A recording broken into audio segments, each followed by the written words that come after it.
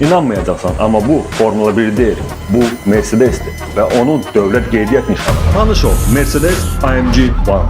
Bu canavarın mühərriki birbaşa Formula 1-dəndir. Zarafat deyil. Onun səsindən adamın tükləri biz-biz olur.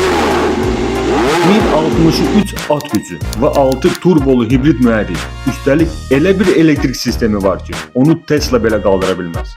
0-dan 200-ə cəmi 7 saniyə. Bəli, 100-ə yox, 200 km/saata. Maksimum sürəti 352 km təşkil edir və bu yol maşınıdır. Nömrəsi var, dönmə işıqları var, hətta bardaçoku da var.